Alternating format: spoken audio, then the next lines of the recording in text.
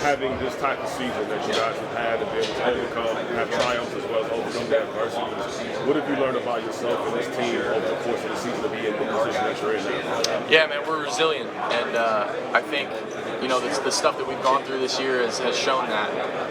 And I'm proud of these guys, man, because it hasn't been an easy road. And when you come into a season with the type of expectations that we had, you're never really gonna satisfy everyone. And it's about how you bounce back from those tough times. And it's never gonna be perfect. You're never gonna have a perfect game, never gonna have a perfect season. Very rarely. So you got to be able to bounce back from anything that happens and be resilient. And I think that the thing about this team that I love so much is that every time we get knocked down, we bounce right back. I think we showed that in the last game, man. And I just want to finish this thing the right way for these guys and for this university. A couple of guys I talked to talk about Chip Kelly. They talk about the creative mind that he's displayed over the course of the season.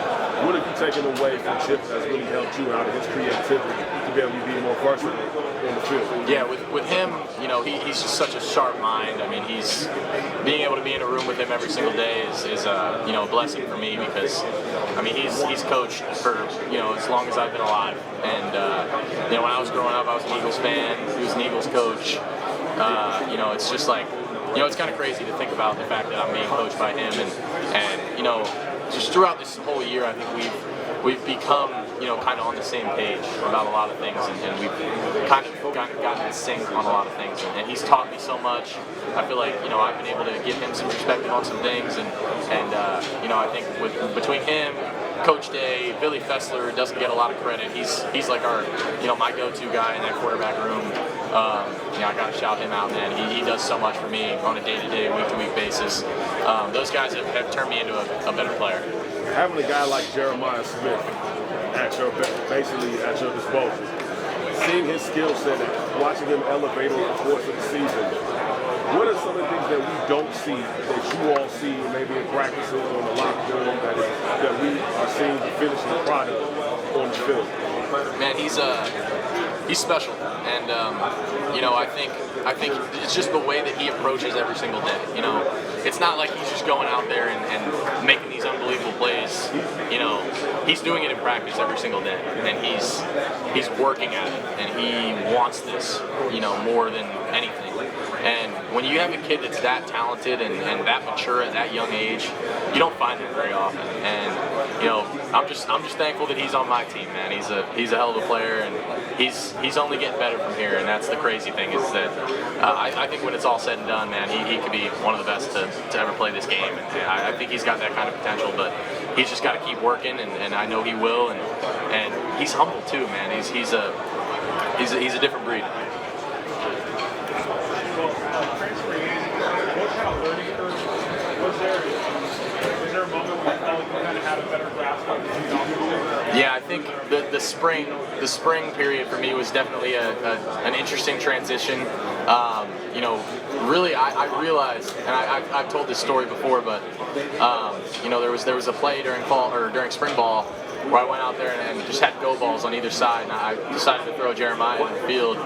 And I went out and I took a 3-step drop and I took 2 hitches to throw a go ball. And Coach Day's like, "What are you doing?" And I'm like, 3 and 2. That's how I throw go balls at K-State. Like that was the timing that I was taught. He's like, "You're gonna underthrow it by 10 yards every time if you do that. Here, it's just different. The speed is different." And I was like, that was the moment where I was kind of like, "Oh, all right, this is a different level, different level of speed and talent around me, and I'm gonna have to, raise myself to that level."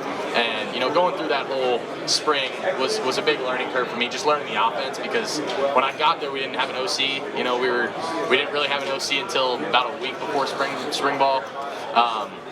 So I struggled a little bit in the spring. I'm not gonna lie, I didn't have my best showing. I don't think all throughout the spring. I think I got better as it went on. I don't think I was really comfortable in it till about practice 8 or 9 of spring ball, but really when we got into fall camp, that was when I felt like I had really settled in and understood the offense and really kind of felt comfortable taking on more of a leadership position on the team.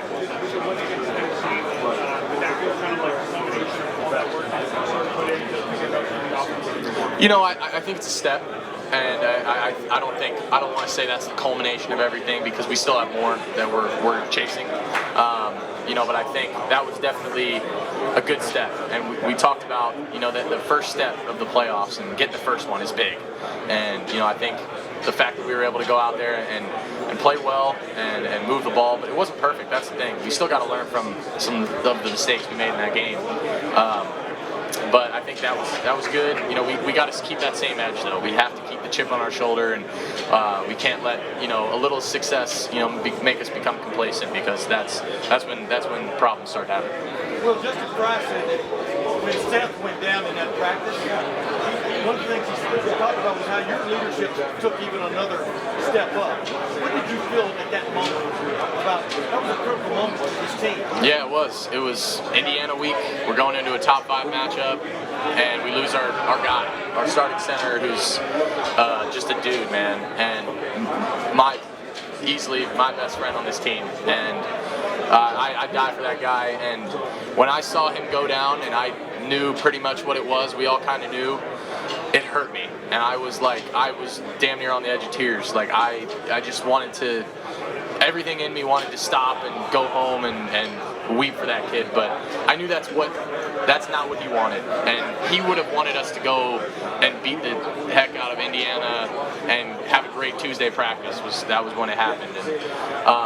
And I just said to myself, I was like, I can't let this derail this game and this practice. And I tried to ask myself, what would Seth do? And I went out there and just tried to carry on the leadership that he brought. Do you ever allow yourself to stop and think, I'm throwing to a bunch of NFL receivers, or is it's just Jeremiah and Mech and Carnell? I was just looking at Mech.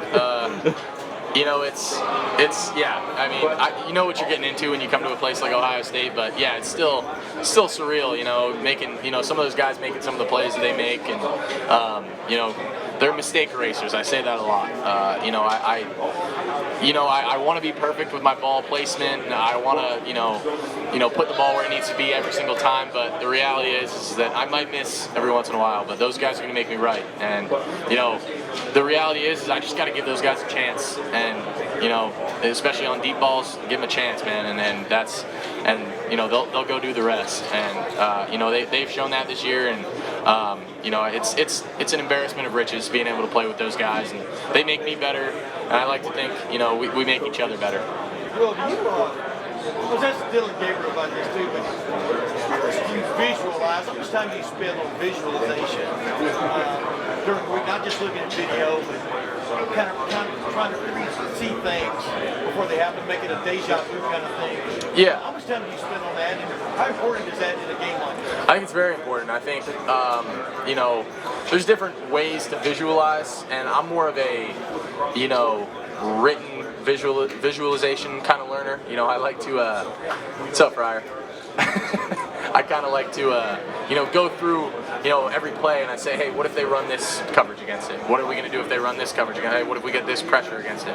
And those are the kind of things I like to think through, scenarios and try to have answers for everything. And then really the night before, I like to sit down and, just visualize and see myself, making plays, and that's that night, sitting in the hotel.